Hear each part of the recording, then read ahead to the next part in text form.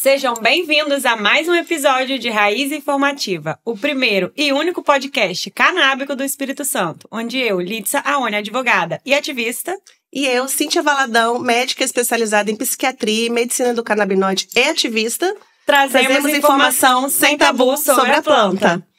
E hoje a gente está com outra convidada especialíssima de outro país internacional. Mas antes de apresentar, vamos falar dos nossos apoiadores. Bom, vamos apresentar nossos apoiadores, né? A Chicos Farm e a Flor das Montanhas, que são duas associações capixabas. E apoiam o nosso projeto independente de comunicação. Então, mais uma vez, nossos agradecimentos. Aqui na página, em algum lugar, tem o QR Code para você conhecer um pouco mais. E agora sim, vamos apresentar nossa convidada. Isso, a convidada de hoje, ela é internacional, mas na verdade ela é brasileira, tá, gente? Imigrante. É a Corina. A Corina é CEO da empresa USA Hemp Pharmaceuticals. Vou treinar meu inglês aqui, lindo, né? Pra vocês. Além disso, ela é mãe, é mulher, é esposa, é amiga, é dona de casa, é mãe de pet. Né? É gente como a gente, então, né? É gente como a gente. Né, muito prazer, muito bom recebê-la aqui. Eu quero, né, que você conte aí para essa galera que nos assiste como que é tudo isso para você, uma empresa desse porte como o SA Hemp, né, internacional. E ter uma mulher no comando. E ter uma mulher no comando e brasileira, né, gente? Ela é daqui de Goiás, olha que legal.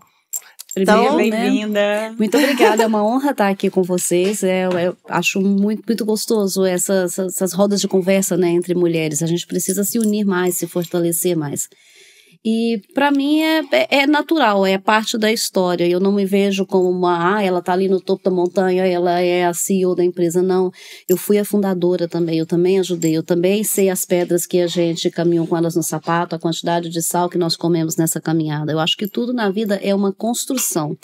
Né? Hoje a gente lidera, né, aqui no Brasil, eu e meu esposo, a parte da USA Hemp Pharmaceuticals brasileira, e os nossos 3 filhos estão nos Estados Unidos e coordenam as divisões americanas. Lá a gente tem não só a parte, né, de medicamentos, mas também a gente tem a parte recreativa, que é a Redwood Reserves, onde a gente vende flores e os blunts de qualidade de cannabis mesmo, que é bem, né, legalizado no país, e com qualidade extrema. Ali também a gente tem a Redwood Pharmaceuticals, que é a nossa base de produção. Então, a gente produz para a nossa marca e para várias outras marcas lá e aqui no Brasil também. Tá? Vocês fazem um white label para outras marcas? Fazemos white label para outras marcas. Legal. Então, além de tudo, nós temos base de desenvolvimento de produtos, desenvolvimento de maquinários, né? E a vida segue, os filhos estão para lá, casados, tomando conta das empresas, com as esposas, os netinhos. E a gente agora aqui no Brasil, né, tomando a liderança da empresa brasileira e da divisão de cannabis brasileira também. O Brasil tem um potencial imenso perante ao mundo com isso. Tem. Maravilha. Tem mesmo. A primeira pergunta que a gente sempre faz... mas antes eu vou mostrar para vocês isso aqui. A gente tá tomando esse CBD Drops. Eu também faço propaganda direto dele, adoro esse produto. Que é da USA Hemp, é um produto muito legal, que a gente não vê muito aqui no Brasil, que você faz assim, igual um sabonete dentro do seu café. E aí ele reduz essa agitação, ansiedade que o café às vezes dá. E aí você toma um café, você fica mais alerta, mas ao mesmo tempo você toma o seu medicamento, você fica mais tranquilo. Então eu achei fantástico. Ele dá uma mitigada, né, naqueles efeitos colaterais do café, porque a gente quer acordar com o café, degustar o café, mas a gente não quer ficar igual um tremendo, acelerado, né, com taquicardia. Então ele tira isso. Eu amo esse muito produto. Legal. Preventivo, né? Longa vida e com receita médica. Isso, aqui, né? Certeza. Porque lá é vendido como suplemento, certo? Lá como suplemento. Lá a gente desenvolveu esse produto especificamente pra gente vender nos cafés, porque como Oregon é um estado muito frio, a gente passa 9 meses do ano, é frio intenso. Então, eles têm, a cada esquina tem banquinhas de café, que são tipo drive-thrus, você vai passando. E as pessoas perguntavam muito, porque como o americano consome café mais do que nós consumimos água, né? Aqui a gente toma xícaras de café, lá eles tomam copos grandes, o copão grande da Coca-Cola é o café do americano. Caraca. Então, tem muito essa questão, né, da ansiedade, de ficar hyper, de ficar... Então, o CBD foi desenvolvido para eles por uma demanda do mercado.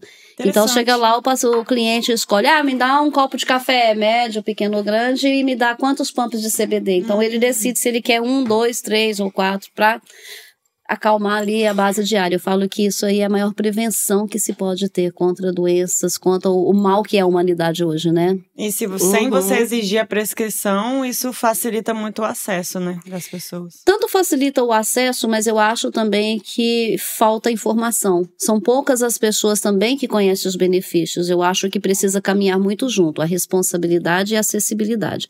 Quando se tem esses dois, aí sim, o paciente tem os efeitos que ele precisa no medicamento e, ao mesmo tempo, ele tem um medicamento de qualidade. Maravilha. Achei interessante na sua fala, uma coisa que eu sempre falo também, Lídia, né? A cannabis, ela não é um medicamento. Para mim, ela é um suplemento. É um suplemento, porque da mesma forma que você vai consumir alimentos ricos em ferro, vitaminas, né? Para o seu organismo funcionar, você precisa consumir a cannabis para o seu sistema endocannabinoide funcionar. Você tá repondo uma coisa que já é produzida em você, mas que tá em falta. Que tá desregulado. Exatamente. É que nem as vitaminas. Então, você tá ali repondo e nutrindo, né, o seu sistema endocannabinoide para ele funcionar e regular todos os outros sistemas, né? Então, olha o papel importante que ele tem ali dentro de estar funcionando bem, né? Precisa uma funcionar bem. Acho que a geração de hoje, Cíntia, não vai lembrar. Mas como eu sou velha igual a Serra, a gente é do tempo do mercadinho ainda, que tinha aquela balança vermelha com a pedra do lado, a pedra do outro. Esse aí é o sistema endocannabinoide. Os produtos à base de CBD são as pedras da balança. Né? A gente tem tanto surto, tantos problemas, tantas doenças hoje, decorrência do estresse, decorrência disso daí tá desregulado. Então, quando você regula uma criança, quando você regula um adulto, quando você regula uma pessoa idosa, primeira coisa que faz, ela vai dormir bem. Então, a pessoa que dorme bem, 50% dos problemas estão resolvidos, porque seu corpo consegue ter força suficiente para lutar. O restante vem dos cuidados diários. A gente vê muito isso com as mães atípicas. Muito. Quando principalmente, elas começam a tomar o óleo, muda tudo, porque o filho tem ótimos benefícios, mas se a mãe não estiver bem, como ela vai cuidar, né? Exatamente, é como no avião, né? Primeiro você coloca a máscara em você para depois você cuidar do seu filho.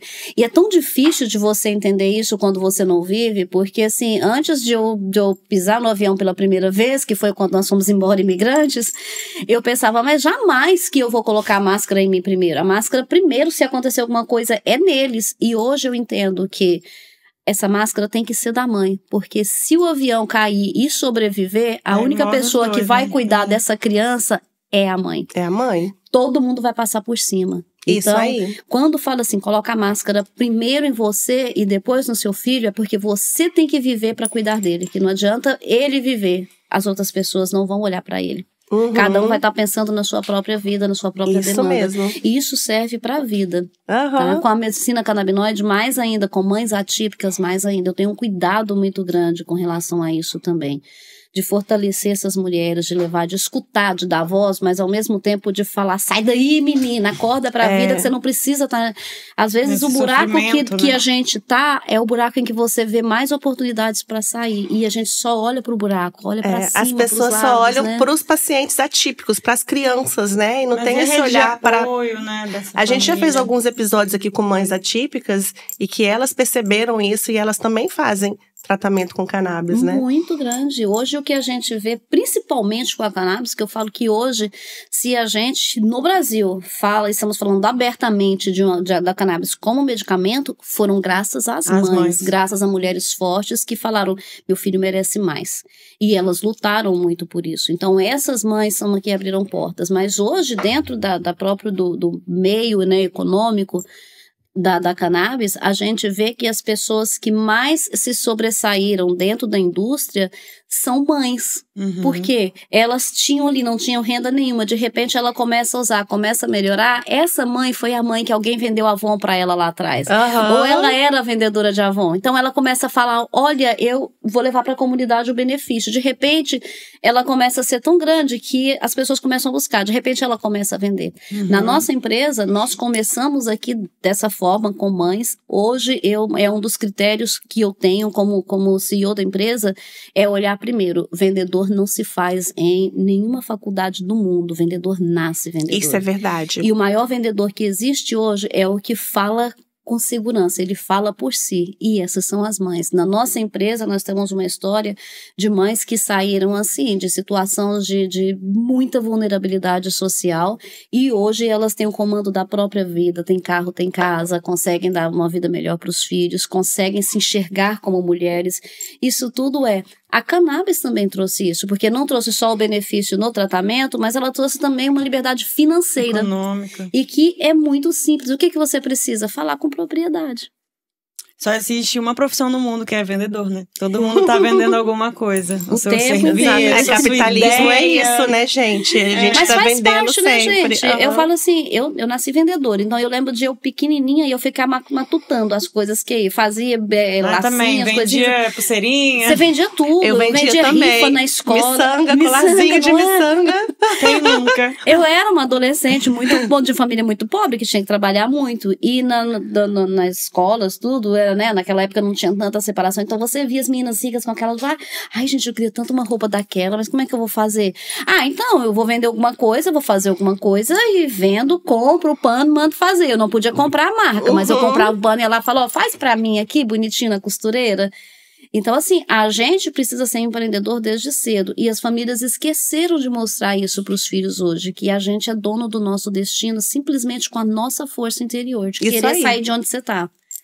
Porque a gente vende tudo, já vendi pano de prato, eu já vendi a alma, quase. Eu vendi refresco quando eu era criança, aquela barraquinha do Chaves. Do filme. A barraquinha do Chaves, eu vendia refresco. Limonada. E aí as senhorinhas compravam, porque achavam bonitinha, né? A criança ali vendendo. Eu vendia os sanguinhos também. Nos Estados Unidos, isso é tão legal, porque assim... Eles incentivam, então todo sábado você chega na frente, passando nas ruas, as criancinhas estão todas com uma barraquinha lá vendendo limonada. Então ela começa primeiro desfalqueando a dispensa da mãe, né? É o primeiro passo.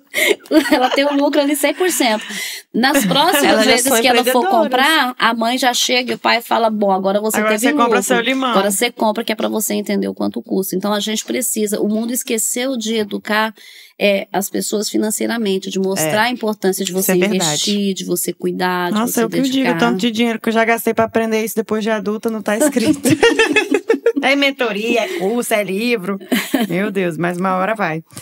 E uma pergunta que a gente sempre faz é como que a cannabis entrou na sua vida? Pra gente entender seu contexto.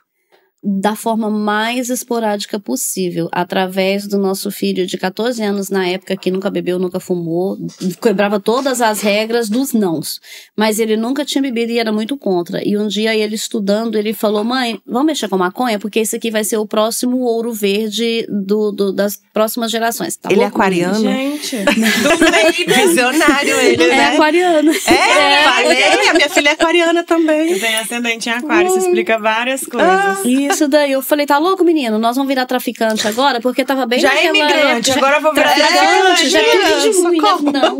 Ele falava, vai estudar, porque naquela época, Estados Unidos já começavam a falar bastante sobre a legalização que ia ter Oregon, né, e Washington State, que a Califórnia já mais tinha. Ou menos? 2012, por aí. Eles já falavam bastante que ia ser reclassificado, ia ser liberado do plantio.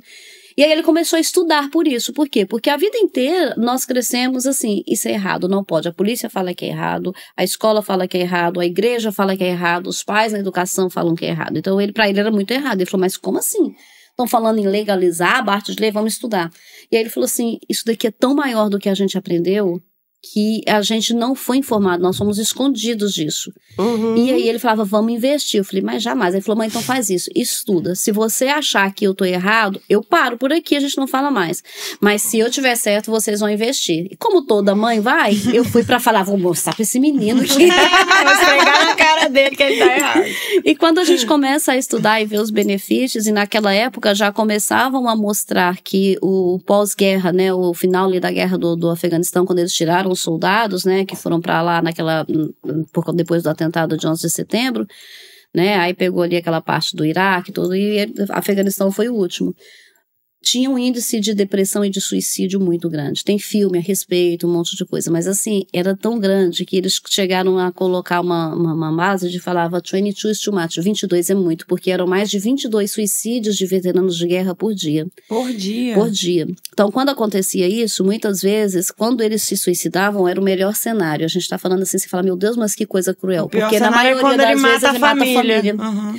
Porque voltavam tão surtados da barbárie que viviam, e medicamento, era muito medicamento para suportar, né? Tanto que quando a gente fala em medicamento, tudo, não, todos os medicamentos, eles são praticamente desenvolvidos em épocas de guerra. Se a gente tá aqui, olha, o Vivance, onde ele foi desenvolvido? Na Guerra do Vietnã. Isso aí. Né? Então, não sabia.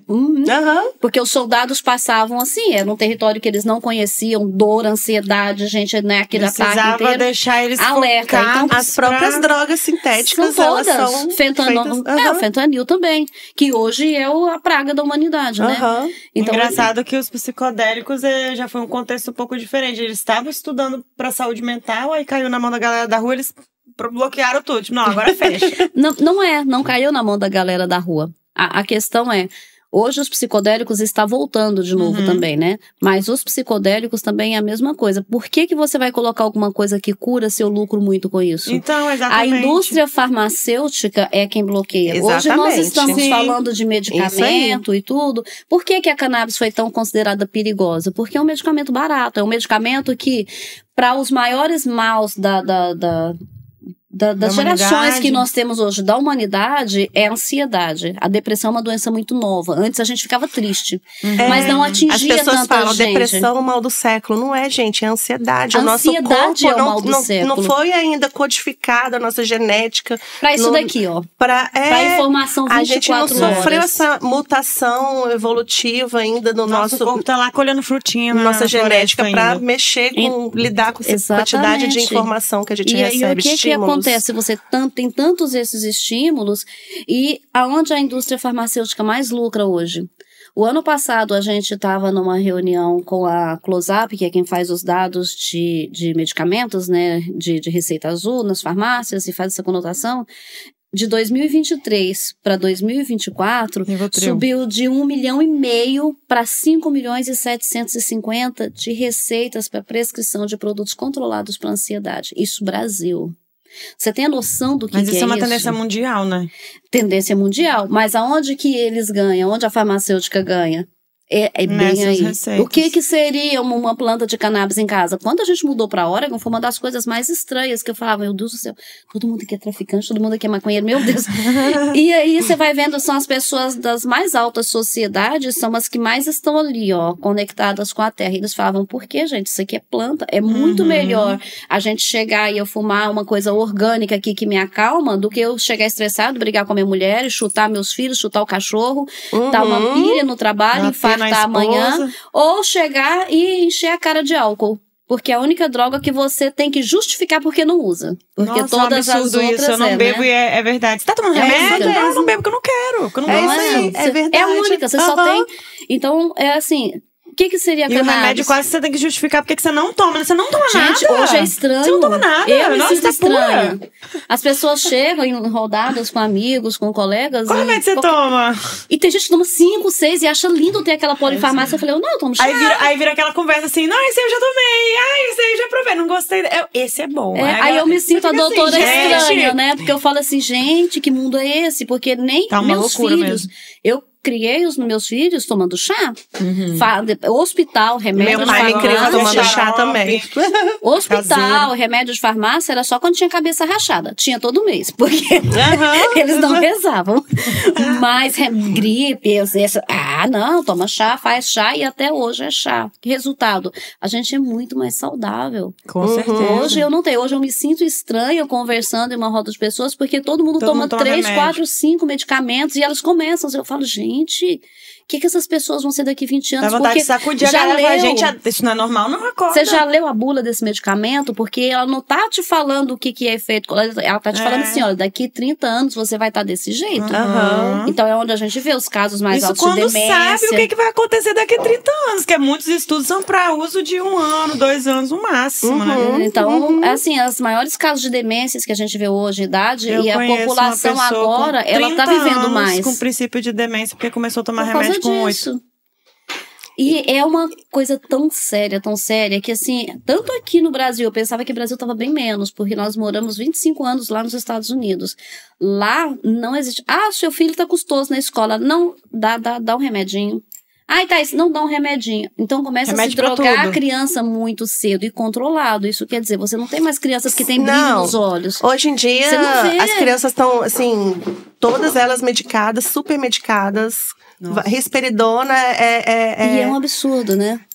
Risperidona, quase todas as crianças tomam. E aí tem uma cautela enorme pra dar um CBD que é bem menos tóxico. Eles querem criança. Eu falo pros pais, gente, é criança, deixa ser criança. A criança vai fazer birra, vai se jogar no chão, vai chorar quando você fala não. Faz parte de ser pai e mãe, não é? Senão nascia igual tartaruga. Não adianta ficar deixando a criança igual um robô, sabe? Ela tem que ser criança. E as crianças hoje não têm vida. As escolas já indicam, gente, escola de primário hoje estão indicando as crianças serem medicadas. Eu falo, o que vai ser esse adulto? Então, quer dizer, você está criando uma geração que não sabe. Se pega uma criança que se você tira o telefone dela, ela morre. A gente tá vendo isso no mercado de trabalho. Aí vem os transtornos de personalidade. A nova que tá entrando no mercado de trabalho tem um conflito geracional imenso. Porque os pais não ensinaram a ser fortes. Aí eu falo muito isso. Os pais hoje, se eu pudesse assim, se alguém me perguntasse qual o maior conselho que você poderia dar pro seu filho, fala não, ensina a ser forte. A gente ouviu isso lá. Dá um castigo. Não dá pai, né? Que o médico fala pra mãe que tem que falar não, porque a mãe não falava não e a criança mandava na mãe. Hoje você vê criança de 3 anos governando a casa. A geladeira só tem o que ela gosta. A roupa é só a que ela quer vestir. Esse menino quer comer o tempo inteiro, quer comer doce, tá? Mas quem tá dando doce? Quem comprou o doce, não é? Quem comprou o doce? Por que tem doce na casa? Que sim ou não é os pais. Então, assim, mudou essa inversão e os pais não querem ter trabalho de educar dá trabalho, gente. Eu tenho 3 e criei mais 2 de criação e a casa nossa era sempre cheia, porque ou você deixa seus filhos trazer os coleguinhas pra casa ou ele vai pra casa dos outros. Na casa dos outros eu falava, eu não sei o que ensinam lá dentro, eu não sei quais os valores que se tem lá dentro, então pode vir pra cá, mulher calada. Então a casa era lotada, parecia uma creche. Eu era que ia pra casa dos outros, e todo mundo tinha medo da minha mãe. A minha mãe era muito brava. E as mães falaram que a minha mãe era doida, desnaturada, porque eu deixava a gente fazer tudo, mas estamos aí, né? Mas lá em casa eles tinham regras, eles podiam fazer, tinha comida boa, que todo mundo gostava, né? Sempre cozinhei, sempre fazia bolinho, docinho, então tudo isso tinha. Criança adora comida, mas tinha responsabilidade. Eles tinham que chegar. No sábado de manhã, que aí levanta no verão, aquela monte de criançada correndo, passarinho cantando, aquela maravilha, o sol. Aí eles chegavam lá, tia Corina, tudo bem? Bom dia. Então, primeiro, a limpeza da casa. Aí eu lembro que a Carolina, que é a minha mais nova, falava, mãe, que vergonha, mãe. Pra limpar a casa. Eu falava, vai, sabe por quê? Porque te ajuda a sujar, minha filha. Aprende na vida, primeira coisa. Amigo precisa ser companheiros. O dia que você tiver amigo que só passa e te deixa a carga... Já fiz festa lá em casa e eu botava essa regra. Eu falava, uns 3 ou 4 vão dormir aqui pra me ajudar a limpar amanhã, porque eu não vou dar festa aqui e limpar sozinha. Esqueça. O dia da faxina era sagrado e juntava todo mundo. Eram as meninas dentro, os limpavam e a faxina. Porque como eu fui faxineira lá, eu sabia exatamente a faxina que eu queria na minha casa. Então quem limpavam eram eles. Os meninos do lado de fora, no jardim, as coisas. E as com um monte de gente também. É rapidinho, cada um faz uma coisa, uma hora acabou. Aprontavam, ia pro clube, comia, voltava. Então a casa era sempre cheia. Por quê? Porque a gente tinha regras, mas também tinha diversão. Flexibilidade. Né? Você é flexível, você conversa, você brinca. E até hoje essas meninas falam que era a casa mais divertida. Isso é muito brasileiro também, né? De você receber bem as pessoas, ter uma hospitalidade. Mas assim, eu sempre coloquei muita regra em casa. Você pode ter todos os seus amigos, mas a regra daqui eles vão entender e vão respeitar. Então, primeiro, você quer ter amigos, ensina eles a serem companheiros. Porque esses são os que vão te segurar ao longo da vida. Porque gente, na vida a gente vai passar por coisas boas, mas você vai passar por muita coisa difícil. E se você não for forte e ter pessoas que te dão conselhos bons, que te empurram de vez em quando ou que te puxam, sozinha é muito difícil, sozinha é muito triste. Tem que ter rede de apoio. Já tem uma boa rede de estudos de comportamental que mostram que você pode ter o dinheiro que for. Se você não tiver pessoas boas ao seu lado, o dinheiro não vale nada. Zero. Você por isso que tem tanto depressão, ficar índice. triste e não vale de nada aquele monte de dinheiro que você tem lá. Por isso que tem tanto índice de suicídio em famílias de classe A+. Um dos casos mais tristes e chocantes que eu falei, gente, como que a pessoa pode ser tão mesquinha de vida? Foi um ator que morreu agora em Hollywood, eu até esqueci o nome dele. Ele era um dos caras mais ricos, uma fortuna avaliada em bilhões e bilhões. Morreu isolado na mansão, ele e a mulher. Ele já estava com 98 anos, já tinha Parkinson, já em estado avançado, Alzheimer e tudo, então estava acamado. Ela mais nova, 65 anos, mas o jardineiro só ia uma vez na semana e eles tinham os cachorros, as casas lá são aquelas mansões gigantes, com quintais, ainda você não escuta vizinho, você não tem, é longe, tudo muito, muito amplo. Aí, quando o jardineiro chegou na semana seguinte, que ele só ia a cada 5 dias, ele já estava morto. Nossa. Ela morreu, então quer dizer, ele deve ter morrido já, porque era só lá fora, ele deve ter infartado. Não, na verdade, ela morreu primeiro. Ela deu infarto fulminante aos 65 anos e morreu. Aí morreu ela, ele morreu acamado. Porque ela que cuidava dele. Ele morreu de fome e falta de medicamento. E eles tinham 4 cachorros. Caramba. Dos 4 cachorros, 2 morreram de fome também, que são os 2 que ficavam dentro da casa. Nossa, os outros estavam super debilitados, mas ainda comia grama, capim, coisa. Os que estavam dentro da casa morreram de fome também. Quando você olha isso, você fala, gente, mas como que uma pessoa com tanto dinheiro desse jeito, qual que é a diferença? Dela, né? Se fecharam tanto na jaula deles e na casa, porque virou prisão. Virou. Você não tem nada. Você imagina, você tem uma fortuna dessa. A casa, quando encontraram, era tão cheia de lixo e de bagunça que ela ia acumulando. Pra que serve essa riqueza toda se você não cuida nem de si mesmo? Virar acúmulo, né? E a fortuna ficou para instituições de caridade, porque como ele tinha brigado com os filhos quando casou com ela, ainda jovem, ela era a segunda mulher, ele deserdou os filhos. Nossa. Aí ele tinha colocado toda a fortuna no nome dela. Ela morreu primeiro. Olha. Então, de que vale você não aproveitar e não fazer o bem ao redor? Porque com dinheiro desse, era tanta instituição que podia ajudar, instituição de animais, de pesquisas, podia ter morrido cercado de gente, né? Com tantas coisas boas. Então, a vida é escolhas e a gente precisa escolher muito, porque não volta. O tempo não volta, gente. É verdade. A outra pergunta que eu ia te fazer é sobre o que mudou desde que a cannabis passou a fazer parte da sua rotina, né? Como empreendedora. Quando a gente definiu e decidiu empreender, nós mudamos todo o contexto. Nós já falamos, os meninos trabalharam muito no começo, eram 3 jovens sonhadores somente, com coragem. A gente chegou com a parte de investimento, vendemos tudo que tinha. E meu marido mudou primeiro, eu tinha uma empresa de fotografia e eventos e já tinha um nome muito bom na cidade, então eu tinha contratos para 3, 4 anos seguintes. Vocês já moravam lá fora ou vocês foram para investir nisso? Não, nós moramos lá há 25 anos, a cannabis tem 12 anos que a gente fala nela só. Então antes disso a gente tinha os empreendimentos normais, ele trabalhava com construção civil e eu com a parte de decoração e fotografia, que é a minha paixão. Legal! Por isso que eu fico olhando os cenários, assim você fala, nossa, então eles foram primeiro, eu fiquei 2 anos na ponte aérea, porque eu tinha casamento todo fim de semana, né, então não dá pra você atravessar o país e ficar indo e voltando, então eu fazia, quando eu tinha um intervalo maior, eu passava uma semana, voltava. E aí no 3º ano eu consegui liquidar tudo, mudei de vez, e aí foi quando eu assumi a parte de gestão mesmo, porque eles estavam muito focados em trabalhar. Né? O operacional era muito custoso, porque não se tinha informação, né? Nós entramos de cara. E aí eu cheguei e falei, não, a gente precisa organizar. Porque não adianta trabalhar muito se você não tem organização. Alguém vai te levar isso daqui. Então, a gente se uniu como família mesmo. Cada um em uma área. Muito legal, né? Isso é gostoso da gente ver o fruto. Mas assim, não pensa que porque eu sou mãe, não. É uma das coisas que eu sempre falo. A mãe é uma, a CEO é outra, né? Trabalho é outra. E sempre foi assim com eles desde pequenos. Eles cresceram trabalhando também, empresa de fotografia. Quem fazia as decorações era eles. E quem me ajudava a desmanchar também na madrugada eram eles. Compensação, eles recebiam o dinheiro que eu deveria poderia pagar para outras pessoas. Então, a gente sempre mostrei para eles o valor do trabalho e o valor do sacrifício. Mas, às vezes as pessoas falam, mas é muito fácil ela ser CEO, a empresa é dela. Eu falo, minha filha, vem aqui entender, dá muito mais trabalho você liderar a família. Quanto de capim que eu comi para chegar até aqui. Porque no começo tudo se mistura, né? Eu falava, não, dentro da empresa é empresa. Então, se a gente tá certo, o que tá certo, o que tá errado, e regras são regras. Então, aqui eu não tô falando com meu esposo, aqui eu tô falando como a pessoa que está direcionando a empresa. Então, agora vamos fechar a porta do esposo e vamos tratar na porta aqui de quem cuida do operacional na fazenda. Me entrega todas as notas aí que eu quero saber onde tá. Tá certo. Então, assim, essa base e essa linha eu trago muito para a divisão brasileira. Tanto que nós chegamos aqui, assumimos, a empresa funcionou, começou sem a gente, eu fazia toda essa gestão de lá. Aí, com 3 anos aqui, a gente falou, olha, tá na hora.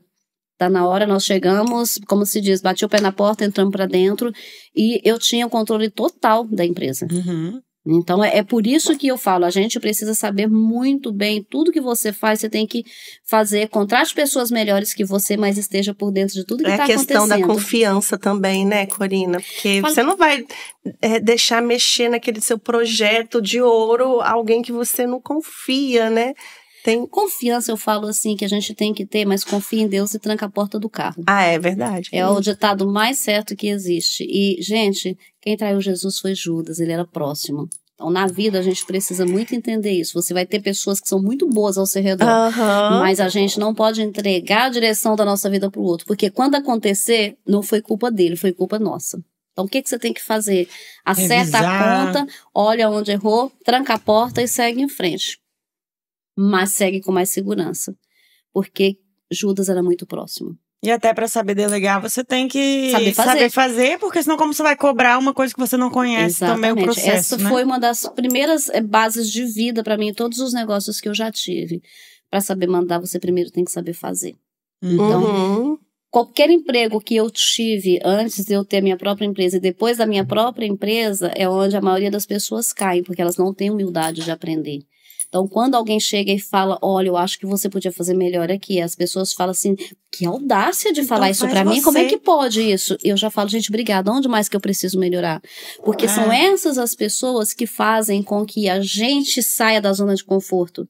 Né? O erro é quem te chama a atenção, né, de você melhorar. Exatamente. Porque às vezes você tá tão focada no sistema que você não vê que você tá deixando algumas falhas. E quando alguém fala, isso aí podia ficar muito melhor. E eu falo, gente, essa pessoa é que eu tenho que focar nela. Como é que eu faço? Me ensina aqui. Se eu não sei, me ensina. É isso que faz com que a gente saia daqui para ali. Eu não tive formação acadêmica. A minha formação é da vida. Que legal. Então, a gente precisa entender de falar assim, eu aprendi, eu estudei... Você tinha até uma administração, porque é uma empresa desse porte, né? Eu estudei 10 anos, né, para uma faculdade. Não, mas a minha faculdade foi a vida. Foi quantas vezes nós perdemos pra gente entender que se a gente não se organizasse, não tivesse controle, a gente ia perder de novo. Então, eu falo isso para qualquer pessoa, não importa o que você faça, você pode vender pano de prato, mas se você não souber o quanto você investiu, o quanto você vai vender, qual vai ser o seu lucro e tirar a base de investimento, dado ao fracasso, você vai perder tudo. Você vai começar a vender fiado, você vai fazer para um, você vai fazer para outro, de repente você está devendo até o que você não tinha, né? E perdeu todo aquele tempo de trabalho. Então, a vida é assim, você primeiro tem que ser investidor, você tem que ser empreendedor. E ser empreendedor é muito mais difícil do que trabalhar com o dinheiro dos outros. Diz assim, empreende a dor, investe a dor. E é bem isso, né? No início você acaba passando por toda essa dificuldade, essa dor, e só depois a coisa anda, né? Mas aí depois, quando você chega, aí é muito engraçado, que aí vem, né, os estereotipos. Foi sorte. Isso aí. Nasceu com a bunda pra lua. Não. Exatamente. É a família de brancos privilegiados. Lá do Oregon. Meu pai é negro com muito orgulho. Meus irmãos são negros. Então, assim, você conhece a história, porque criticar é muito fácil. Agora, vem pra cá, você quer crescer junto? Vem pra cá que a gente vem junto. Por isso que eu sou muito de trazer, eu gosto de me falar que eu sou ponte. A gente nunca é ponto, a gente é ponte. Porque a ponte, olha, você liga num lugar no outro e de repente vai interligando. E quando volta fica uma coisa tão grande, tão bonita, né? Uma corrente. A minha vida é uma eterna ponte. Vai fazendo fazendo ponte de um com o outro, e quando eu vi já juntei mais gente. Você mesmo. Isso é. E outra coisa que eu ia te perguntar também sobre o que não pode faltar na sua visão na regulamentação no Brasil, que a gente está prestes, né, a inaugurar uma nova etapa aí dessa questão. Tanta coisa. Porque se eu falar assim, o que tem que ter, a gente fica até amanhã, mas se eu falar o que não pode faltar, a gente sintetiza um pouco, né? Tá, o que não pode faltar é o foco do que eles estão legalizando. O que estão fazendo? Qual vai ser o ponto de falar assim, isso daqui eu estou legalizando 0,3. Como é que você vai identificar o que é 0,3 ou não? É viável 0,3 dentro do mercado? Solo brasileiro, também. Que é um solo, a gente é muito aberto, vários biotipos, várias coisas. Então, eu acho que primeiro o Brasil tem que não cometer o mesmo erro de quem já foi lá na frente e cometeu. Os Estados Unidos legalizou, porque ele legalizou como commodity. Né? Automaticamente, alguns estados fizeram, porque lá cada estado é autônomo, os outros não. Então, passou-se uma dificuldade muito grande por isso, porque o que seria... Eles só legalizaram também por pressão da indústria, porque os plantadores de tabaco estavam entrando em crise porque diminuiu-se muito o consumo de cigarro. Então, eles precisavam de alguma coisa a mais. Então, o hemp entrou como uma solução, fibras, essa parte toda. Né? Só que a parte de fibra é uma indústria que, por mais que a gente fale e seja romântica a respeito dela, ela não existe. Ela é uma indústria que ela vai existir daqui 20 anos. Não tem cadeia, né? Não tem cadeia. Não tem quem processe a fibra, não tem quem produza alguma coisa com essa fibra. Não tem gente, máquina, não tem maquinário, não tem nada. Nós temos no mundo hoje 2 únicos países né?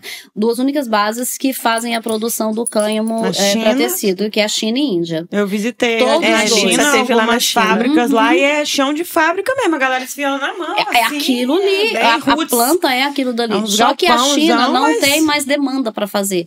Cresceu muito, porque nós estamos buscando agora o que é natural. A indústria da moda é uma das indústrias que mais polui no mundo. E quando a gente fala assim, mas como assim, gente? É a da moda. Porque gera muito lixo acumulativo, polui muitos rios por causa das cores, das tinturas. Tem os aterros lá na África, eles jogam um monte de roupa lá e viram uma montanha. Tem uns lugares que é um absurdo, com tanta gente que não tem roupa para vestir. Então precisa muito se ter essa conscientização. Então, a moda tá virando, a consciência das pessoas está começando a ficar mais minimalista. Então, começaram a buscar. China e Índia já não conseguem mais suprir isso daqui, porque a China é agricultura familiar, tudo tem que ter. Eles não têm mais estrutura para aumentar e o governo não dá. A Índia ainda tem, mas ainda assim, ela tem escassez de água. E a planta consome muita água para poder fazer. Então, aí eles têm poucos. Ano passado, como a gente tem aqui a parte eu falo nem a parte brasileira, é a parte América Latina. Então, a gente tem também base no Paraguai. Uruguai, a gente estudou muito. Foi a pior legislação que foi colocada. Por quê? Porque eles fizeram a legalização lá dentro. A legalização deles foi feita para vender no mercado interno. Então, a partir que você tem muito produto no mercado interno, você vai fazer o quê com aquilo? Né? Não tem mais para onde. Aí, ela é vedada a exportação. É a dificuldade tão grande em exportar. Então, o que aconteceu com o Paraguai? Se espelhou nela também. Tem uma base de plantio muito grande. Hoje em dia, o que eles estão buscando, e buscaram de uma forma muito... E o Paraguai vai fazer muito barulho nisso aqui ainda, tá?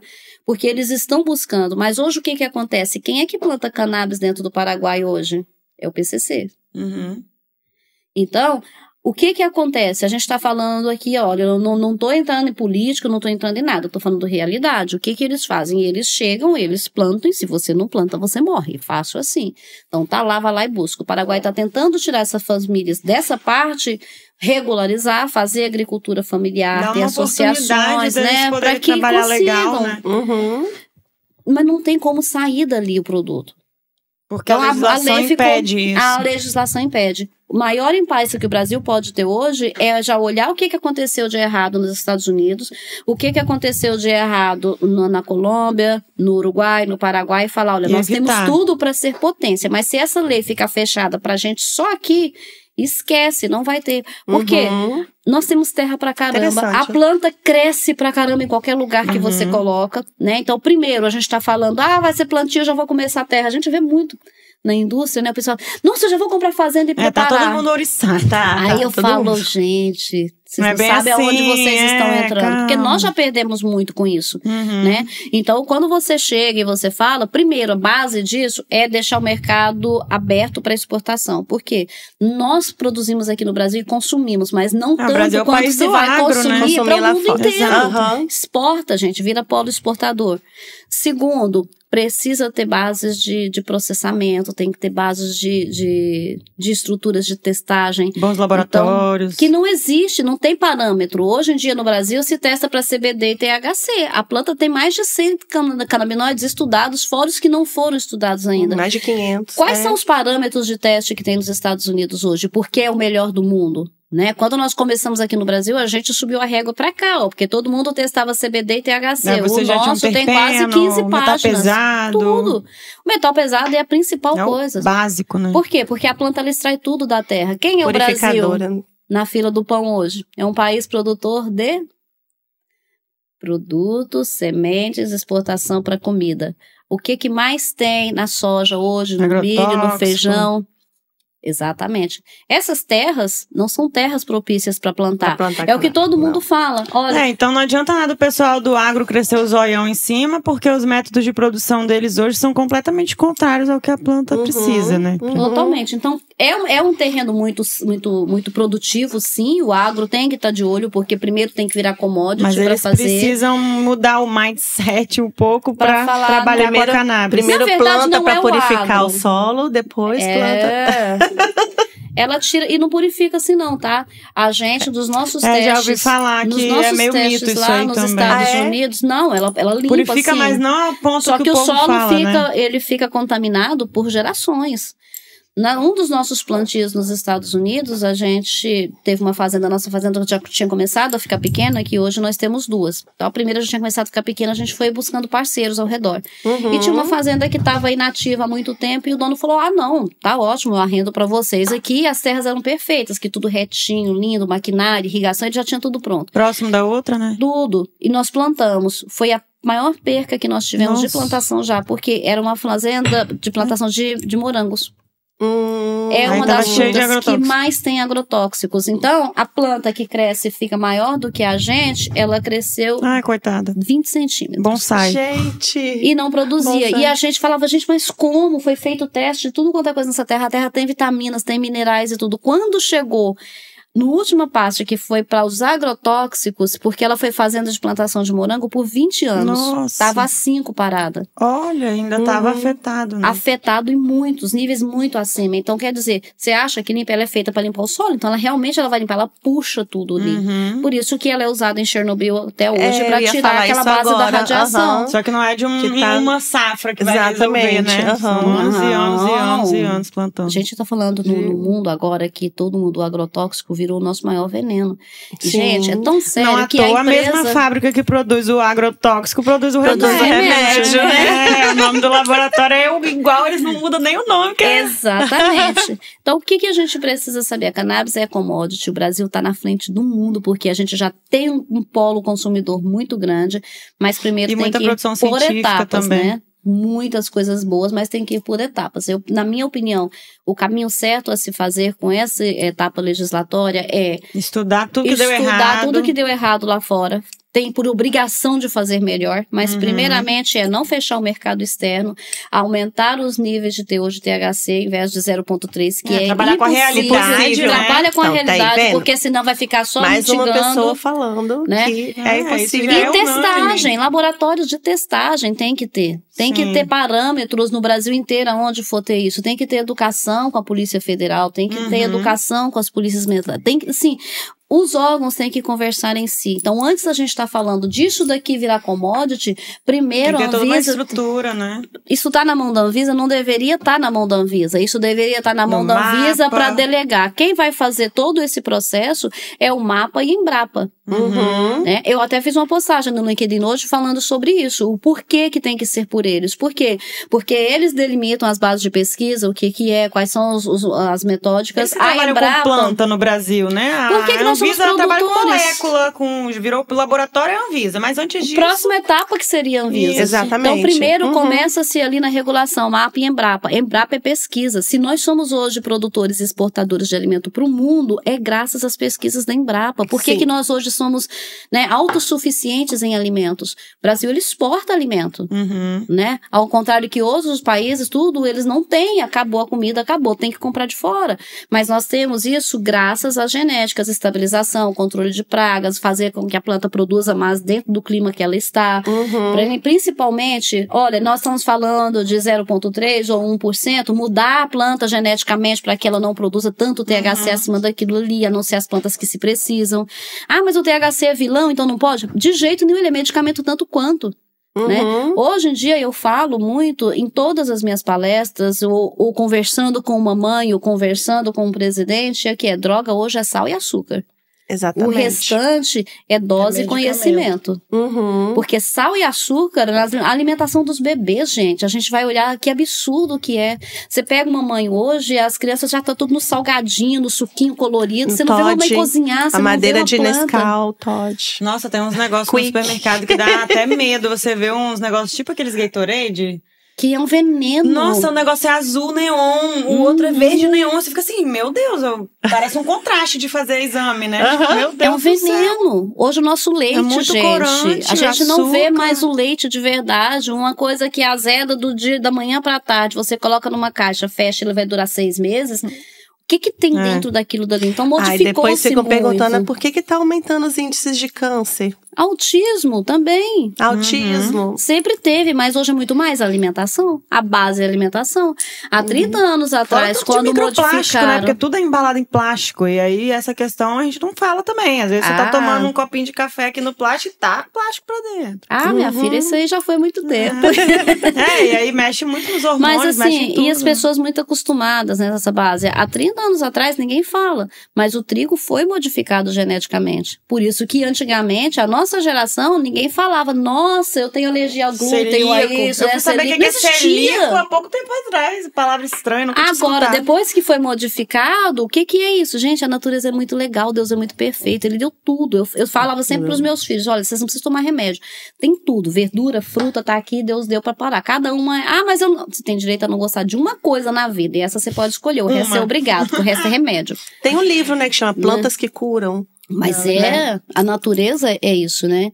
E quando a gente entende, o Brasil é potência, tá? A Anvisa fez um papel maravilhoso, que ela colocou o Brasil na frente do mundo em termos de subir a régua para falar isso aqui é debaixo do médico, da responsabilidade médica, porque vocês estudaram, vocês têm a responsabilidade do paciente e vocês mostram o resultado, né? A doutora Cíntia tá aqui. Quando você pega um paciente, vamos falar ali que você atende muitas crianças, né, doutora? Atendo. Principalmente uma criança autista, que tá ali toda desregulada, tudo. Ela toma o CBD, se ela estivesse tomando sozinha, essa mãe não ia entender nem 10% dos benefícios que ela poderia ter com isso daí.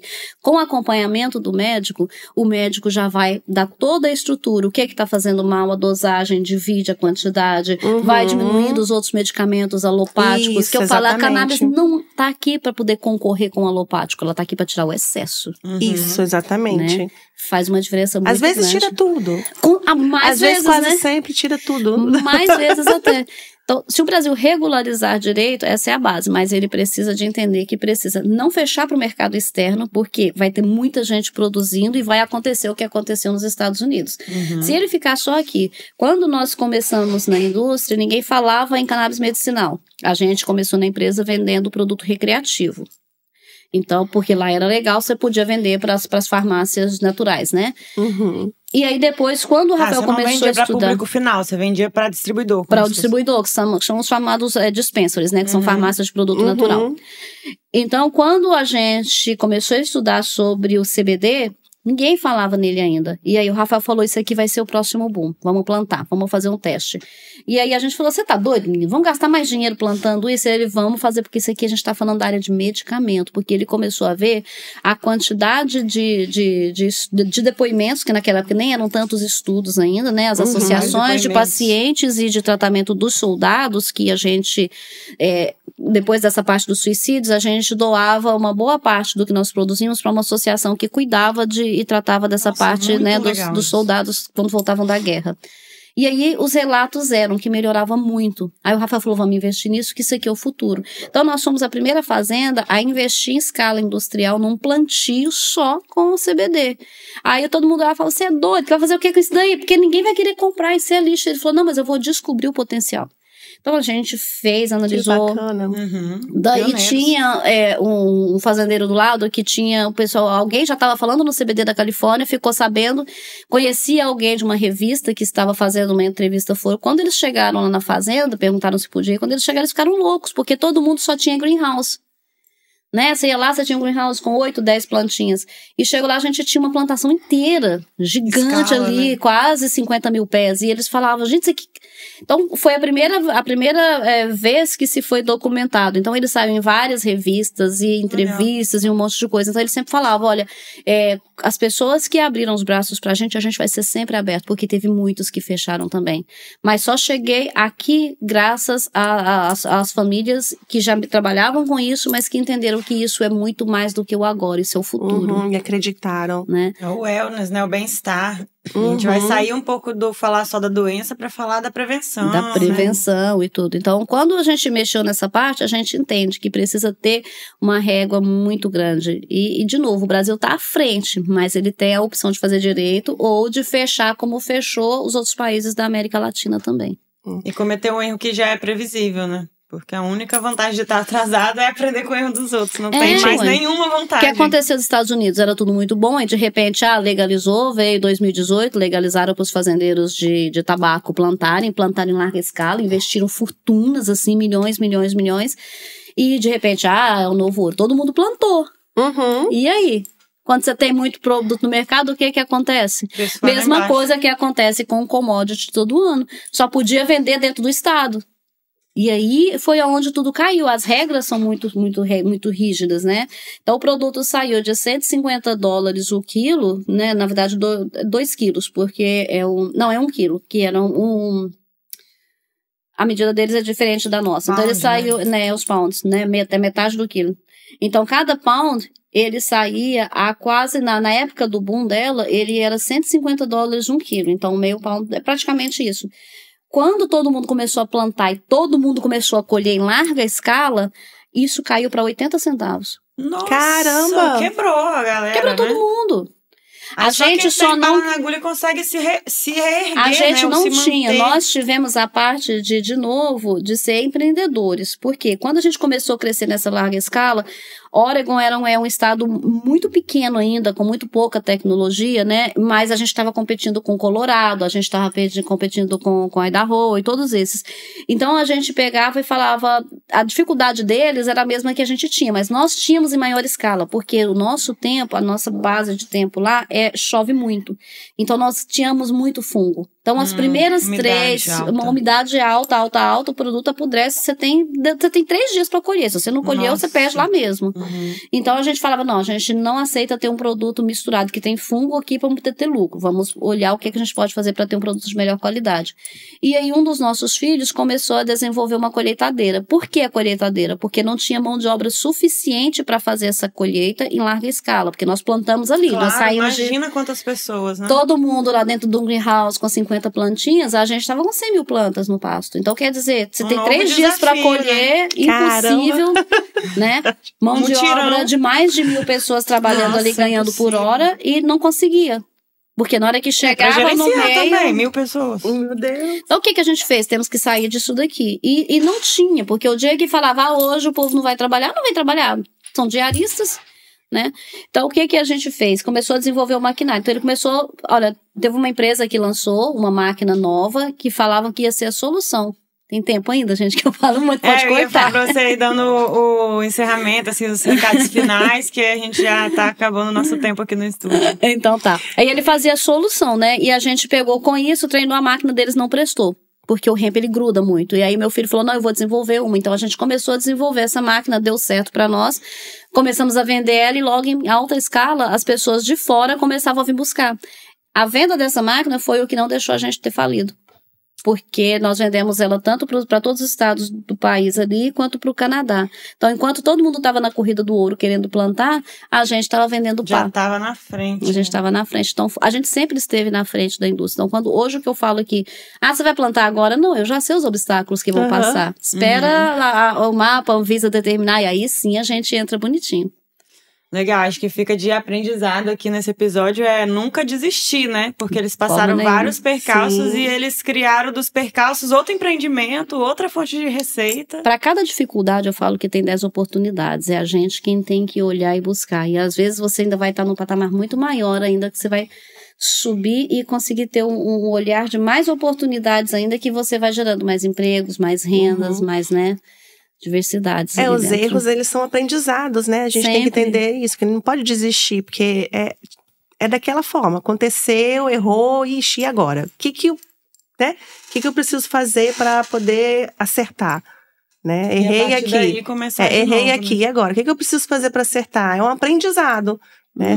E quem não aprende erra de novo. Igual não vai fazer, Exato. né? Igual não vai errar de novo. Eu falo, o Brasil tem a oportunidade de aprender com o erro dos que as pessoas outros, desistem, né? Sim. Se fizer direito, nós temos tudo para sair na frente de novo no mundo, tá?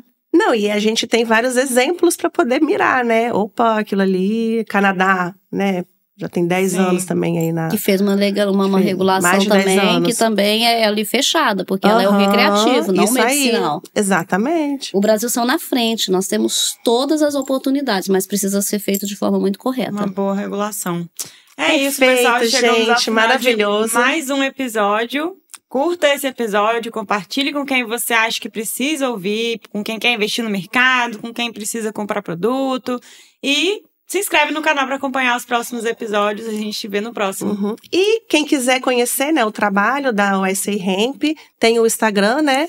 Tem, o meu é Corina_USA Hemp. Nós temos o Brasil USA Hemp também, que é da empresa.